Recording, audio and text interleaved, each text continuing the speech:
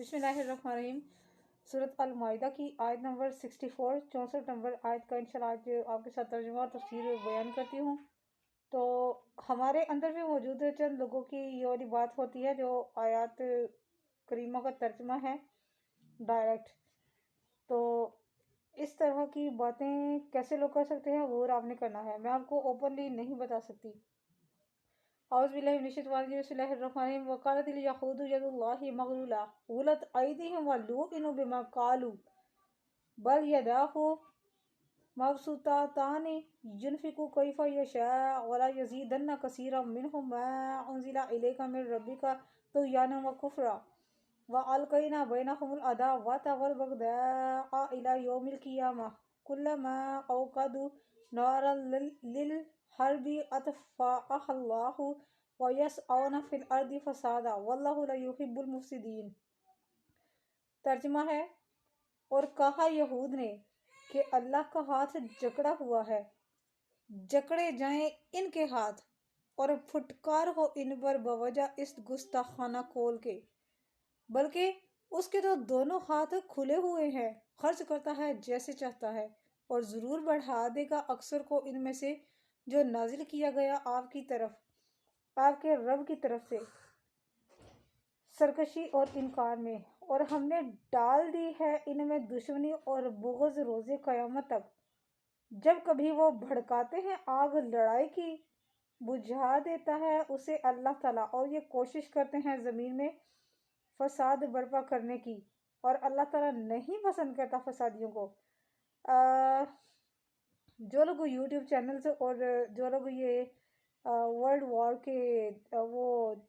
Video clips وغیرہ اور وہ سارا کچھ دیکھتے رہتے ہیں، یہ نا ان لوگوں کے لیے آج اللہ تعالیٰ کی طرف سے نا، یعنی کہ مجھے تو سن کے نا، یعنی کہ نا پڑھ کر ایسے لگا ہے کہ جیسے یہ آیت کریمہ نا ابھی ابھی رائٹ نو نازل ہوئی ہو، کیونکہ قرآن کریم اسی لیے قیامت تک کے لیے ہدایت ہے، یہ چیز ہے۔ تو آپ یہ دیکھیے کہ جس طرح کر کے وہ بیان کیا جا رہا ہے سارا WW، تو وہ اس کا یہ جواب ہی ہے، جیسے اللہ نے چاہا ویسے ہوگا۔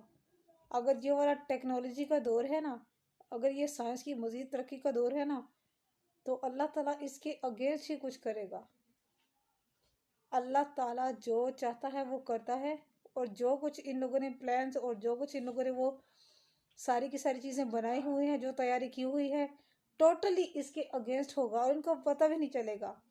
اس کا ثبوت سورہ حج کی پہلی 3-4 آیتیں پڑھ لیں، آپ سورۃ حج کی پہلی جو 3-4 صرف ترجمہ پڑھ لیں، تفسیر تو بڑے دور کی بات ہے نا، صرف آیتوں کا ترجمہ پڑھ لیں کہ وہ چیز کیسے ہوگی، قیامت کیسے آنی ہے، کس طرح کر کے ہوگا، سارا کچھ تو ایسے ہی قرآن کریم میں سب کچھ موجود ہے۔ خیر اب اس کی تفسیر میں بیان کرتی ہوں۔ اللہ تعالیٰ ملعون یہودیوں کی ایک بہت ہی ناروا اور بہت ہی ان کی گھٹیا بات کو اللہ تعالیٰ ہمیں بتا رہا ہے۔ اللہ تعالیٰ فرما رہا ہے کہ انہوں نے یہ بکواس کی، یہ گستاخانہ قول ان کے منہ سے نکلا، تو اللہ تعالیٰ کے دونوں ہاتھ کھلے ہوئے ہیں۔ اللہ تعالیٰ جب سے اللہ تعالیٰ نے زمین بنائی ہوئی ہے تب سے لے کر قیامت تک اللہ تعالیٰ کا ہاتھ کھلا ہوا ہے۔ اللہ تعالیٰ جس کو چاہتا ہے جتنی روزی عطا فرماتا ہے، کچھ لوگوں کو جن کو نہیں عطا کی گئی اس کا توڑ اور اس کا حل بھی یہاں پر موجود ہے، اور اس کا یہ بھی یہاں پر اللہ تعالیٰ نے ذکر کر دیا گیا ہے کہ اگر نہیں ہے تو وہ کیوں نہیں ہے۔ اگر کچھ لوگ امیر نہیں ہیں، وہ اللہ کی راہ میں خرچ بھی کرتے ہیں، مطلب تنگی کے باوجود وہ اگر اللہ تعالیٰ کے ہاں خرچ کر رہے ہیں تو اللہ تعالیٰ ان کی نیتوں کو جانتا ہے کہ وہ بعد میں بھی خرچ کریں گے۔ لیکن اگر پھر بھی وہ نہیں ہو رہے نا، اگر وہ پھر بھی امیر نہیں ہو رہے نا، تو اس کی وجہ بیان ہے یہاں پر، وہ میں آپ کو بتاتی ہوں ابھی۔ حضرت اکرمہ رحمۃ اللہ علیہ فرماتے ہیں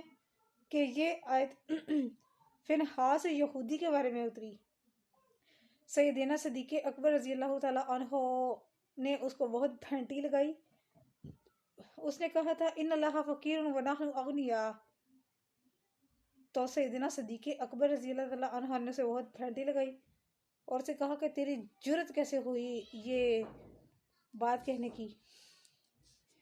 سیدنا حضرت ابن عباس رضی اللہ تعالیٰ عنہ فرماتے ہیں کہ ایک یہودی شاس بن قیس نے یہ کہا تھا، تو صدیق اکبر رضی اللہ تعالیٰ عنہ نے اسے بہت مارا تھا اور اس کو اور پھر صدیق اکبر رضی اللہ تعالیٰ عنہ نے نا اس کو نا کہا غلت ایدیہم ولعنوا بما قالوا، یعنی کہ تمہارے ہاتھ ہلاک ہو گئے، یا تمہارے ہاتھ بخل کرنے والے ہیں، تمہارے ہاتھ بخیل ہیں، تمہارے ہاتھ جکڑے ہوئے ہیں، اور لعنت ہو تم پر جو تم نے کہا۔ اللہ تعالیٰ کی طرف سے ڈائریکٹ یہی والی آیت اتری۔ ابھی میں نے آپ کو آیت سنائی ہے 64 نمبر آیت، تو صدیق اکبر رضی اللہ تعالیٰ عنہ کی زبان مبارک سے نکلے ہوئے الفاظ کی ہی اللہ تعالیٰ نے نبی کریم صلی اللہ علیہ وسلم پر آیت کریمہ نازل فرما دی۔ اسی لیے دنیا میں جو کسی کو بھی وہ نہیں دیا گیا صدیق اکبر رضی اللہ تعالیٰ عنہ کا لقب، وہ صدیق اکبر یعنی کہ ابو بکر صدیق رضی اللہ تعالیٰ عنہ کو دیا گیا۔ صدیق اکبر دنیا کا سچا ترین، یہ دیکھیے کیا شان ہے صدیق اکبر رضی اللہ تعالیٰ عنہ کی۔ اور پھر ان کے ساتھ جو ہے نا وہ اس کے ساتھ انہوں نے کوئی نہیں بس مارا تھا صدیق اکبر رضی اللہ تعالیٰ عنہ نے اسے۔ اور آگے ہے یعنی اللہ تعالیٰ تو کشادگی والا ہے، اللہ تعالیٰ رزق بے شمار عطا فرماتا ہے جسے چاہتا ہے۔ حضرت ابو ہریرہ رضی اللہ تعالیٰ عنہ سے روایت ہے، نبی کریم صلی اللہ علیہ وسلم ارشاد فرماتے ہیں اللہ تعالیٰ کا دایاں ہاتھ بھرا ہوا ہے، دن رات اس خزانے میں کمی واقع نہیں ہوتی۔ ذرا دیکھو جب سے اس نے زمین و آسمان کو پیدا فرمایا تب سے اپنی مخلوق کو عطا فرما رہا ہے اور اس کے خزانوں میں کمی نہیں آئی، وہ جیسے جب چاہتا ہے عطا فرماتا ہے جس کو جیسے چاہے۔ اب ہے وَلَا يَزِيدَنَّ كَثِيرًا مِّنْهُمْ، یعنی کہ اے میرے محبوب اب جس بندے وہ خواہشات کے باوجود اور وہ کسی صورت میں امیر نہیں ہوتا یا اس کے پاس زیادہ رزق نہیں آتا، اس کی وجہ یہ ہے کہ جس قدر آپ کو زیادہ نعمتیں عطا کی جائیں گی اس قدر زیادہ آپ کے دشمن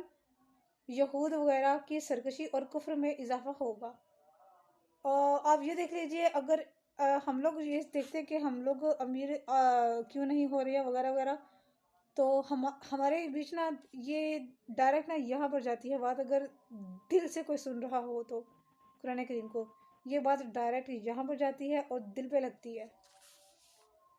کہ ہماری دشمنی میں ہمارے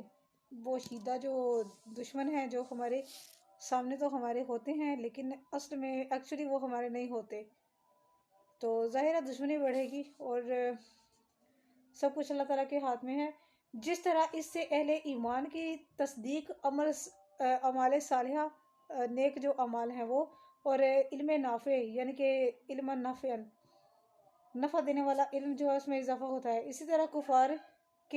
کفار حاسدین کے حسد سرکشی اور کفر میں اضافہ ہو جاتا ہے۔ سورۃ حامیم سجدہ کی آیت نمبر 44 میں ہے کہہ دیجئے یہ قرآن ایمان والوں کے لیے تو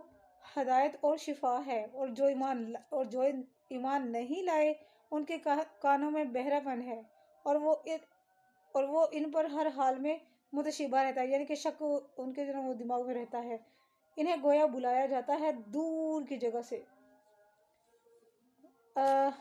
ان جو ہے نا آگے ہے کہ ان لوگوں کے دل جو کفار ہیں جو یہود وغیرہ دوسرے کفار جو شرک وغیرہ کرنے والے سارے کے سارے، ان کے دل کبھی محبت سے آشنا نہیں ہو سکتے، عداوت اور بغض کے باعث یہ مختلف گروہوں میں بڑھ چکے ہوتے ہیں اور یہ حق پر کبھی بھی جمع نہیں ہو سکتے کیونکہ یہ حضور اکرم صلی اللہ علیہ وسلم کے مخالف ہیں اور آپ صلی اللہ علیہ وسلم کی تکذیب کرتے ہیں۔ اب دیکھ لیجئے جو ہمارے ہاں بہت ساری گروہ جو ہمارے ہاں پائے جاتے ہیں آج کل کے زمانے کے لحاظ سے بھی، وہ بھی کچھ ان کا بھی کچھ اسی طرح کا نا وہ ہوتا ہے، ان کی بھی کچھ اسی طرح کی سٹوری ہے۔ یہ تھی میری آج کی ویڈیو، آیت نمبر 64 کی ترجمہ اور تفسیر کمپلیٹ ہو چکی ہے۔ کل انشاءاللہ بقیہ کروں گی